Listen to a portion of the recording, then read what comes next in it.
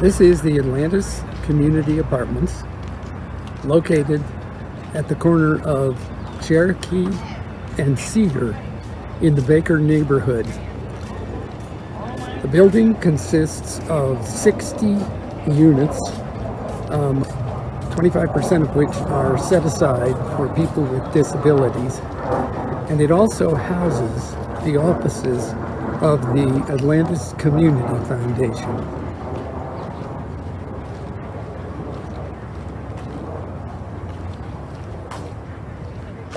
Hi, I'm Mary Andrews. I'm one of the financing consultants, along with Ken Hoagland and Michelle Tonti of Community Capital Corp.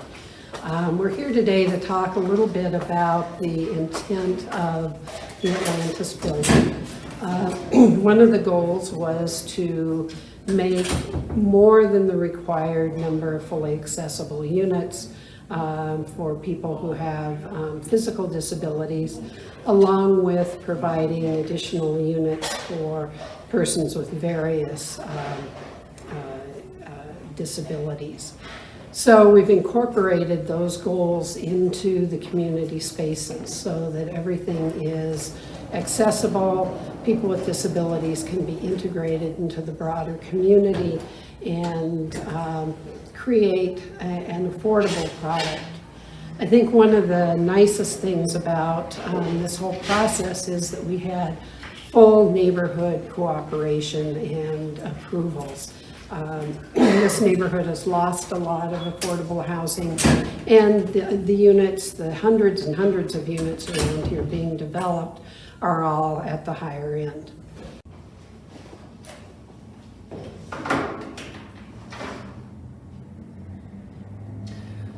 Hi, I'm Ken Hoagland. We're here in the computer room at Atlantis, and I'm going to talk a little bit about our financing structure. This slide shows the total cost of this project and the changes that occurred between the time that we started construction and completed construction. The biggest problem that we encountered while we were under construction was the fact that we had an environmental problem. We took all of the asbestos out of the warehouse that we demolished that was on the site, and found only after we had it as a pile that there was a portion of it that had asbestos hidden in the walls. We then had to go test the pile to see if we had to remediate the whole pile or only pieces of it. Turns out, either way, it's considerably more expensive than what we had indicated, and that probably resulted in the largest cost that we encountered in the course of this project. The second thing that did was it delayed our ability to proceed on our regular construction schedule by almost 6 to 7 months. Those were the two biggest items that caused most of the increases that we had on this project. The second thing that I'm going to do is also show what our sources are for these funds, and you will see that during the course of construction we were able to land a loan from the Federal Home Loan Bank Board. This was primarily the work done by Mary, my partner, and we were successful in getting that $750,000 loan to Atlantis that then reloaned it to the partnership.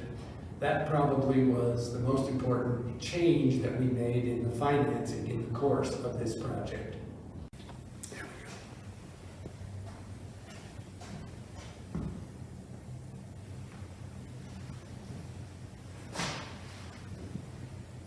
Here we are in the exercise room.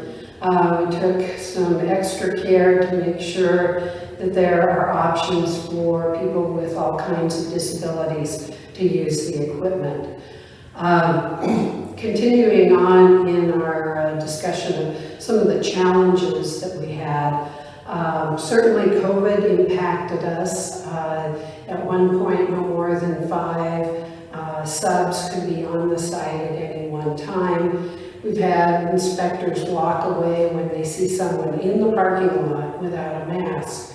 But we did not have any major COVID outbreaks during construction and have not had any with tenants here. The homeless crisis in Denver has hit us in several ways. One is that we have a lot of homeless camps around the building, in blocks around the building, and have lost a number of furnishings that have walked away. We have beefed up security, and so we don't have people sleeping in the stairways, but it certainly has been a challenge.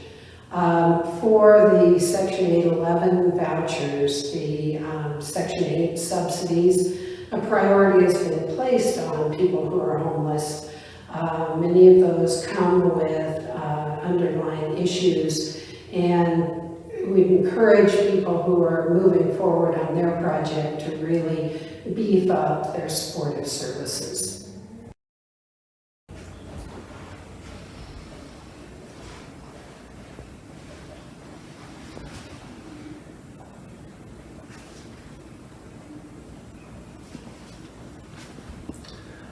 Hi there, we are in the community room on the second floor of our building, and I'm going to talk a little bit about the schedule for this project. We got our award in the fall of 2016, and we're beginning to finalize our construction costs and finalize our plans. The election of 2016 caused the bond or the tax credit market to completely collapse.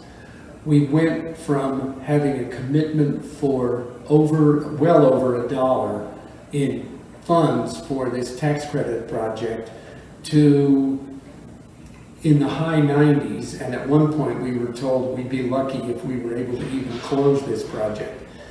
Shortly after the new year in 2017, the tax credit market stabilized, and we realized that we would probably have to take in the neighborhood of $2 million out of the cost of this project. The other thing that happened is we had a very tight site where we were going to be building around a portion of the warehouse that we eventually tore down. We had to leave a piece of it in place for the tenant. Fortunately, the delay from the election had their lease run out. And so we realized we could expand the portion of the site that we were going to be building on by tearing down what was their offices. This gave us more space and gave us a better opportunity to cut down on the costs in the project. We took out what was a podium under which we were parking our cars, and we put in all surface parking. Between that and a number of other changes, we were able to cut out the cost that we needed to make the project balance, but it had delayed us by almost 6 to 8 months.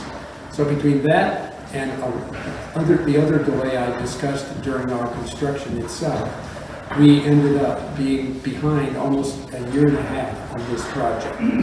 Fortunately, we were able to move our tax credit deadlines ahead a year, and that's how we were able to succeed in getting this project done.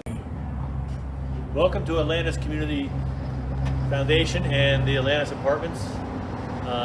This is a newly developed property which opened in October of 2020. It's designed to be both adaptable and accessible to persons with hands. And the primary mission of the Atlantis Community Foundation is to develop housing for folks with disabilities. We have 60 units. 16 of those are Section 811 for persons with severe disabilities. The units that are accessible, there are 7, which are Type A, ADA accessible. The remainder, the 53 units, are Type B ADA units that can be easily adapted to accommodate persons with a disability. We also have community space on the first floor that offers space for the neighborhood to meet, as well as business meetings of the foundation. Across the plaza, we have the offices of Atlantis Communities Incorporated. They are Denver's independent living center for persons with disabilities and provide case management as well as access to benefits for folks who are disabled, and they also provide occupational therapy as well as life skill training. If you want, we'll go inside and take a look at their offices and walk around the ground floor of the facility and point out a few interesting pieces of the Atlantis Community Incorporated. As I mentioned, it's the independent living center for Denver area. And if you walk down their offices, they are plans for staffing up to 30 individuals at these desks that provide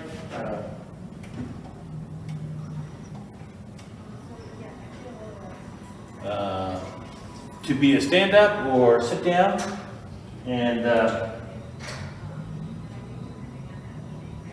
as well as you can see some of the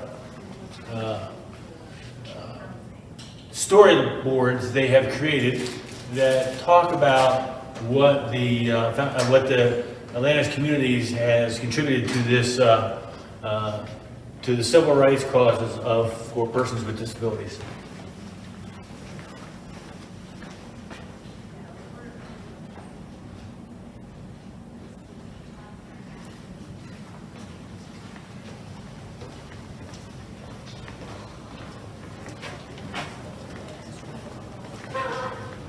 This is an additional feature to the office space where clients and folks served by Atlantis Communities can come in and for occupational therapy needs, learn the life skills it takes to live independent of case management in some cases, and really thrive in their own apartments. Each floor of the Atlantis apartments has a color theme.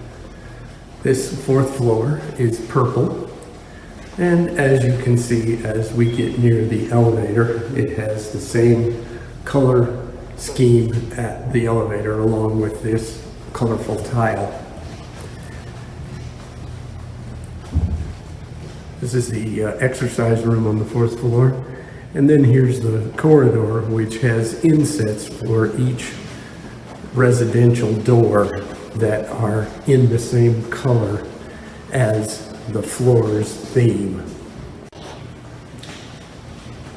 The top three floors also have a laundry room in the same color scheme, which includes washers, dryers, a folding table, sitting area, along with a sink in the folding table.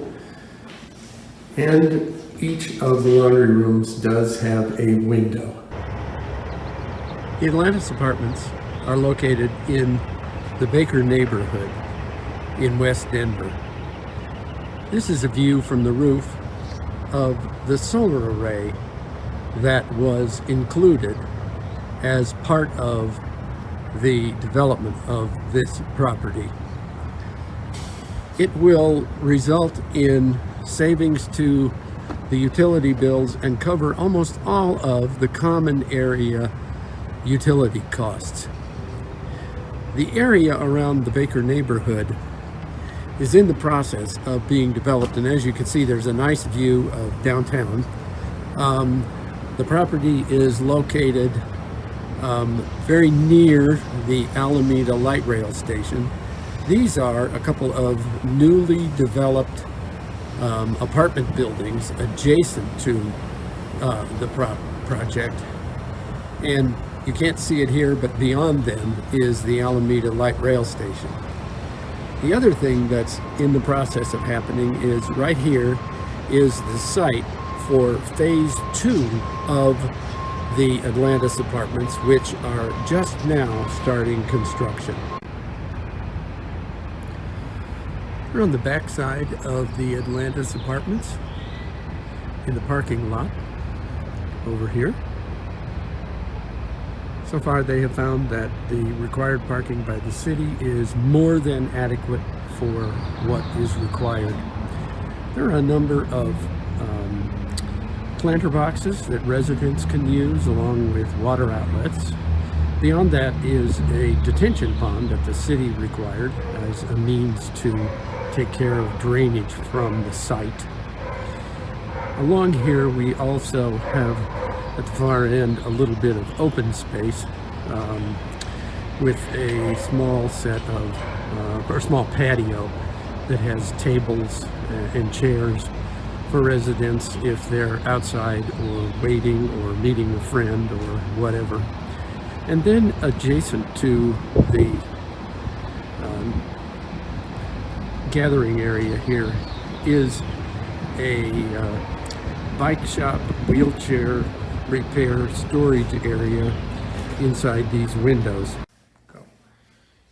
One of the things that was created on the exterior of the Atlantis Community's offices is a museum of the chronology of the civil rights movements as they pertain to folks with disabilities. And you can see it starts in the 1770s. But you know, it's important to look how far we've come, where in the 2 centuries leading up to the 1970s, and ultimately the American Disabilities Act in 1990, folks with disabilities were, you know, considered second-class citizens.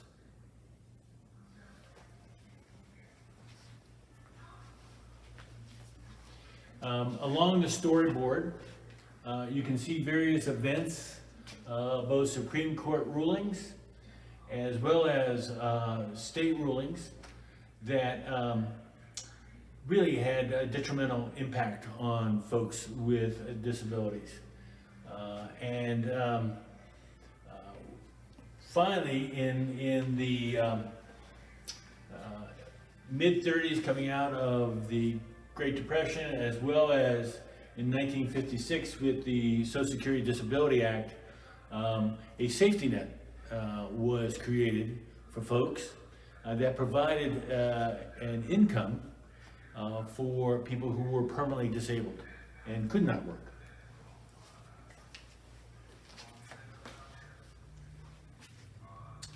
More importantly, as we moved into the 70s and upwards of 1990, when the ADA was finally passed, folks were found that they were, in addition to healthcare support, they were looking for access, living their life independently, and the physical barriers became removal of those physical barriers really became a priority for the Atlantis communities. Throughout the storyboard, you will see the impacts that the organization has made both in Denver and nationally. And it really did start with access to public transportation.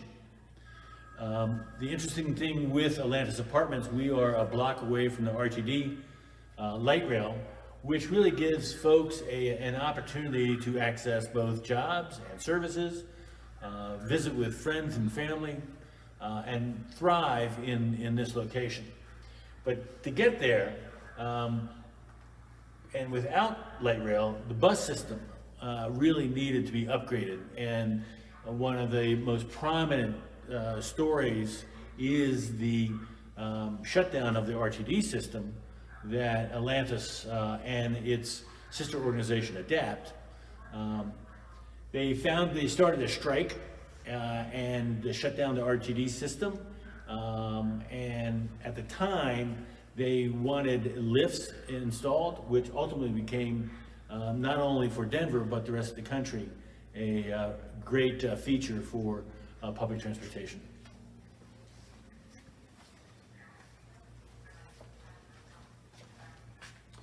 The one thing that we would want to focus on with Atlantis is the in 1984, the residents of the Heritage House Nursing Home won a settlement to provide and improve their care, but ultimately provide a bridge from the nursing homes to more independent lifestyle.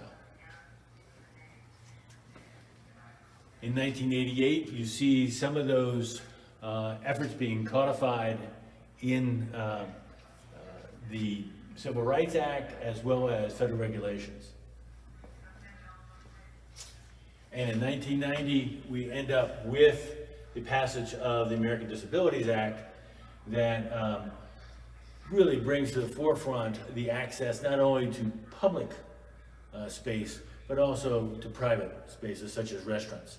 And you see those adaptations today in the forms of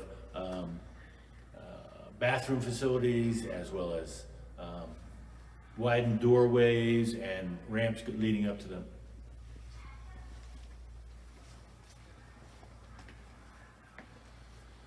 Throughout the 90s, we see a number of federal steps taken to expand this safety net. Certainly you hear an awful lot about the Medicaid waiver programs, which states are able to adapt their Medicaid programs to promote the lifestyle of individuals with disabilities. Then we really start to look at various Supreme Court acts and mental health changes, where in '96 you have the passage of the Mental Health Parity Act and an increase in dollars for people seeking mental health treatment and services.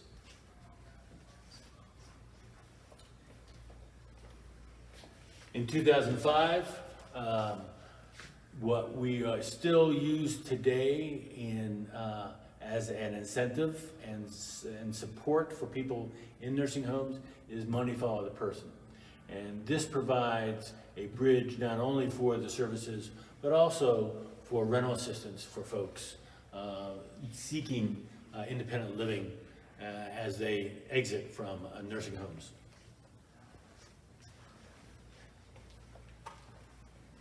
And ultimately, what we see is the ADAPT organization, which is an offshoot of Atlantis, taking a pretty aggressive approach nationally. In Washington, protesting some cuts to the safety net and ensuring that with the new healthcare acts that were in place during the Obama administration, they really provide support for people with pre-existing conditions, as well as expanding the affordability features of healthcare.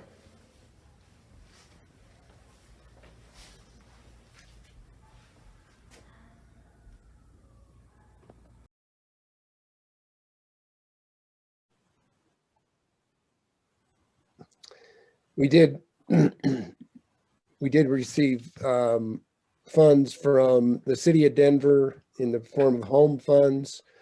We got two groups of funds from the Colorado Division of Housing. One is a CHIF loan, which is needs to be repaid, as well as a National Housing Trust Fund forgivable loan that will turn into a grant as long as we maintain our affordability.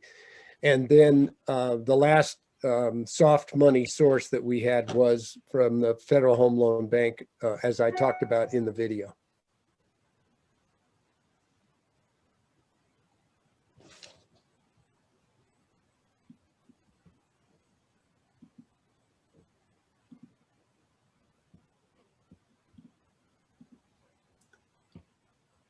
You're muted.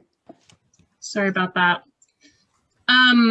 Amy asks, what has been the residents' response to the building and its design in terms of positive feedback as well as constructive comments? I think overall the feedback we've gotten is extremely positive.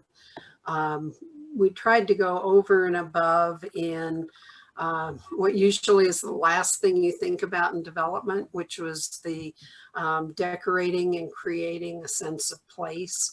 That was very important. Certainly has been critical on some of the senior projects that I've worked at. You can go back years later and it still looks perfect. And there's a sense of respect for this being someone's home. I think one of our challenges has been around some of the homeless issues and things kind of walking away. And that certainly was not something that we anticipated going into this. I think a question was asked about how difficult it's been to rent up the fully accessible units. Those have not been a problem at all. One challenge we've had is that the vouchers that come with for those individuals with disabilities also have a priority for people who are homeless. And it brings another layer of supportive services that Pat Coyle is now working on getting some supportive services from Denver, Cares for Denver. So we're starting to deal with that on a deeper level so that people can be successful in their homes. Okay, and I believe there was another question on here that wanted to know what % of residents have vouchers that you talked about. That I think was a little bit of a surprise. And 25% were pegged for persons with disabilities. Overall, the vouchers coming from individual vouchers, it's been around 60–65%. Okay. And then are there sections of this property designated for seniors 55 and older, or is it more of a general? No, it's a general population that we attracted there. I don't know, there are some folks who you might consider seniors who I have met in the process of being there, but for the most part, we don't have anything specifically designated for seniors. A number of older folks have moved in, but there's no designation. Okay. Preston asks, in comparison to other projects you've completed without the large accessibility component, was there a significant added cost to incorporate that piece? And then just gives you a shout out too.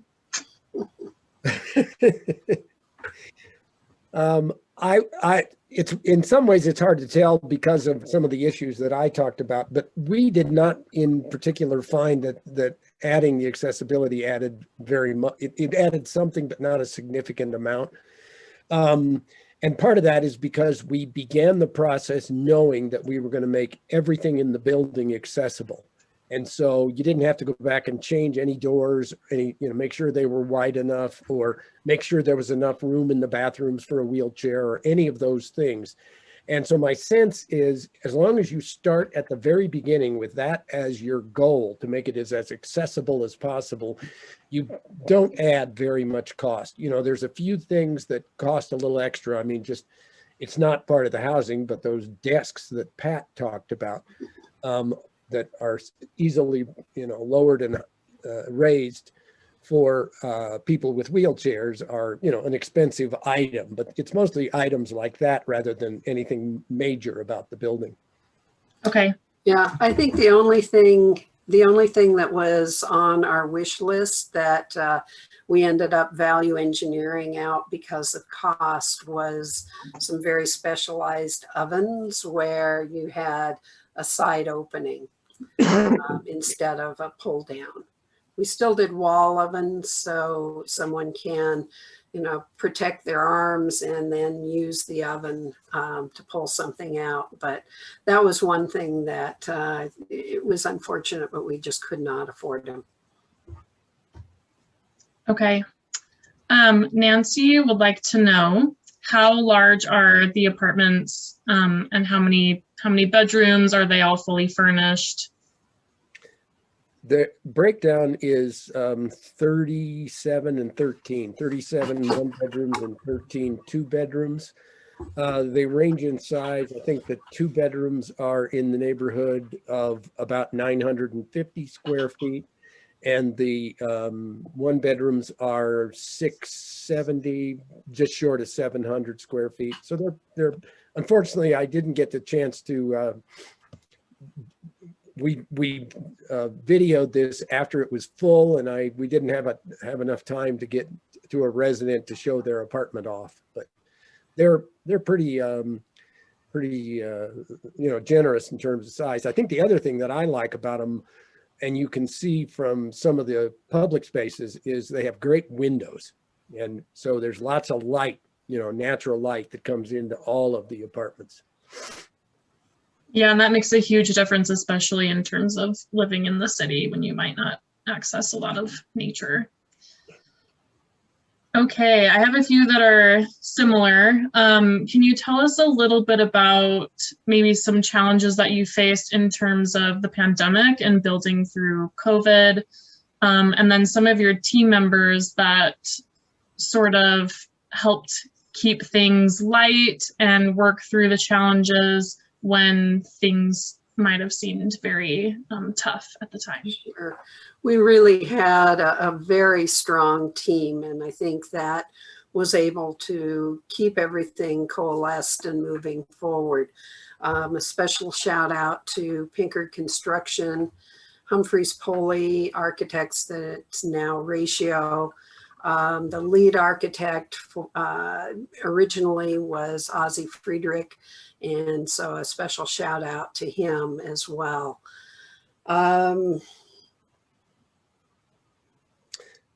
I think a couple of other notable members of our team, in addition to the ones that Mary just mentioned, we had a solar group, Grid Alternative, which is a nonprofit that has persevered through dealing with COVID and slowdowns at Xcel Energy and everything that has happened through the course of the pandemic.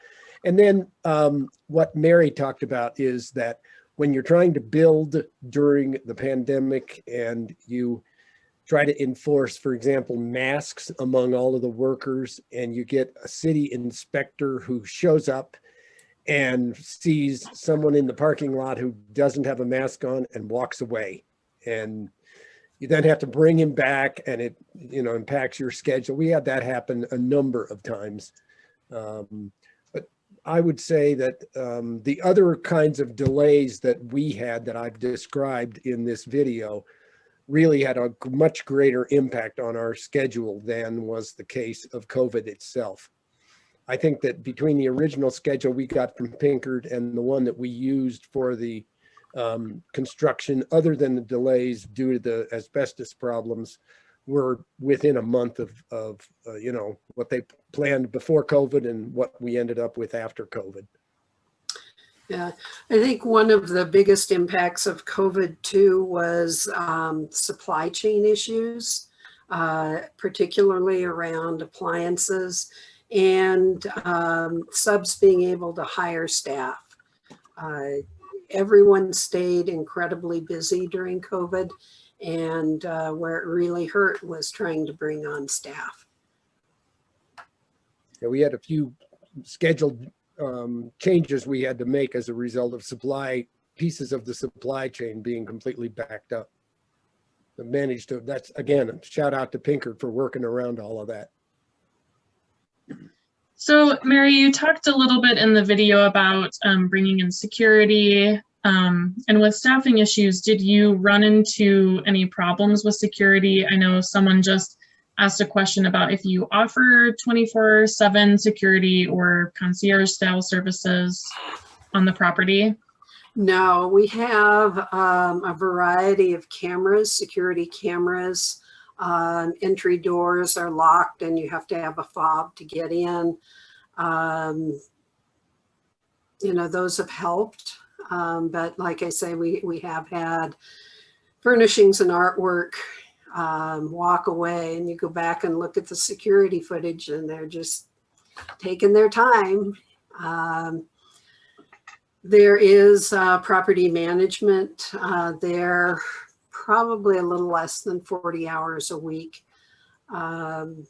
So those are the main security. And then we do have an outside security firm that drives through the parking lot, walks through the building several times each evening and night. I have received several inquiries about what the rental cost is for the properties at Atlantis. Most of the rents are pegged. We have about even split among 30%, 40%, 50%, and 60%. So it's about a quarter of the units are at 30%. Those are, for the most part, the voucher units. And then the other, oh shoot, I was going to try and pull up the chart from Chaffa that had the current rents for the 40, 50, and 60% for 1s and 2 bedrooms, but I wasn't able to do that. But anyway, that's essentially what the rent breakdown is. There's only a quarter of the units that are at 60%, about a quarter at 50%, about a quarter at 40%, and the other quarter is the voucher units at 30%. So Ken, I just pulled those rents up, and at the 30% 2-bedroom, that's at $607 per month, going all the way up to the 60% AMI. 1 bedroom's at $1,012 and 2 bedrooms at $1,215. So the two of you have addressed, I think, quite a few of the challenges that you faced in working with this project, but I'm interested to know what part of this whole thing that you find the most rewarding. Well, I'll start. The last part of this of this video had Pat, who's now the executive director of the Atlantis Community Foundation, walk through a little of the history of what the road to some level of normalcy it has taken people with disabilities to get to where they're at today. And to provide a state-of-the-art new building for folks who have endured a lot of those things with the people, folks who have those disabilities. That's why we, Mary and I, made a decision at the very beginning. We really wanted to go after this project when the board for the Atlantis Community Foundation, excuse me, first put out an RFP for someone to help them with it. And I think it hasn't changed since. Mary, you may have more to add, but that was where we were. No, that was a good summary. It's always important to me to provide housing that doesn't look like it's an affordable housing project, that you walk in and you feel like it's home. And I just say, comparing this, frankly, I've walked into the lobby of the other 2 market rate projects, which are adjacent to this one. And I think the lobby and the finishes, the kinds of things Mary talked about, making it home, are as good or better than what our adjacent market rate projects have.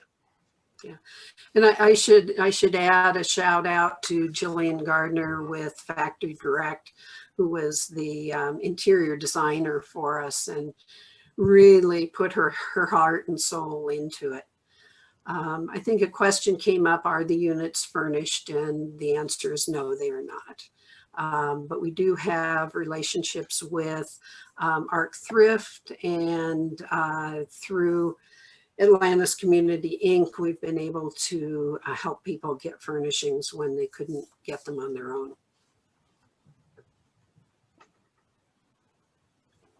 Well, I think that the work that you have done has really shined through, especially in this video, and thank you for sharing that in your time with us. I'm going to ask one more time if anyone has any questions, or if you have any sort of parting words that you would like to leave with the attendees.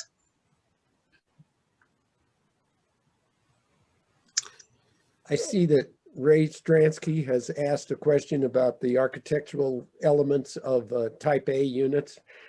I'll let Mary address that, but I think we spent some extra time making sure that the way those got designed and how they got finished were as durable and usable as possible.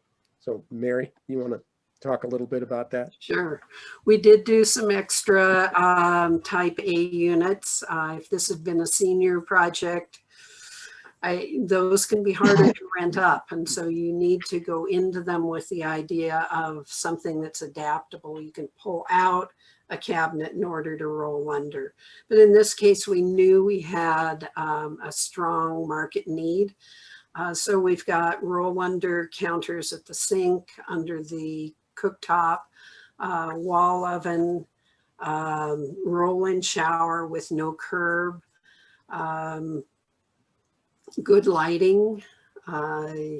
We have options for, if someone has a hearing issue, that they can be alerted if someone is at the door. I think one of our biggest challenges was just the call box at either entrance. And those systems, they've tried to evolve and become better. And in the process, they've become much more difficult to implement. We've also had difficulty with water temperature. So as you're looking at your buildings going forward, make sure that you are looking at what those runs are for the hot water and whether you need some recirc pumps to make that work. All doorways are wider, all controllers, switches are at a height that you can reach.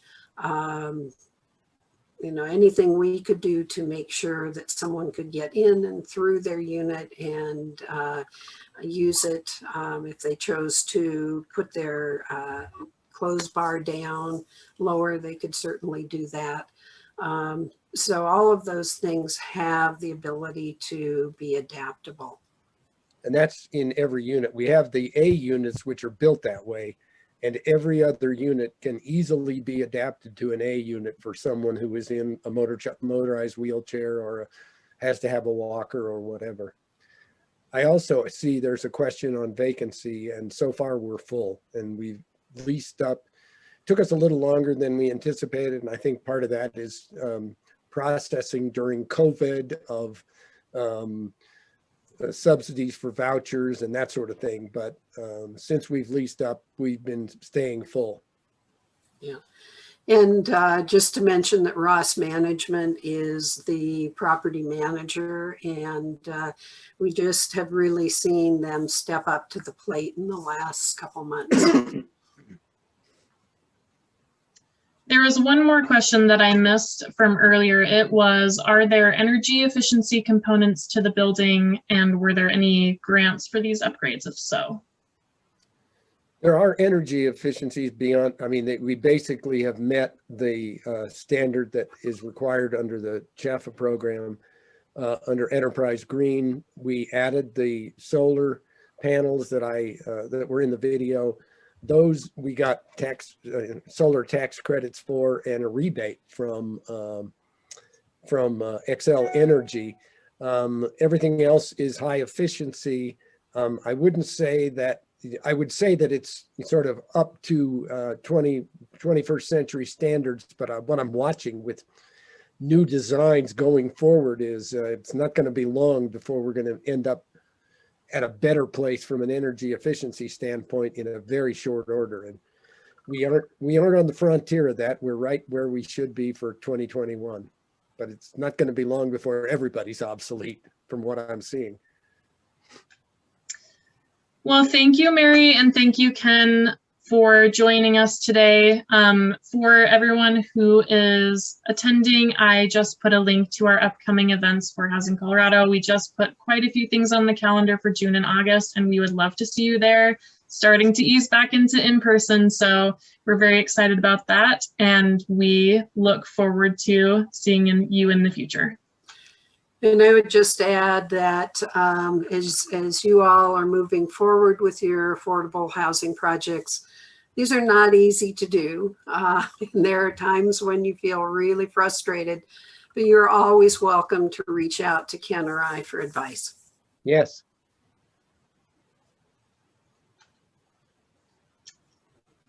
We do have a question. What is the best way to contact the two of you?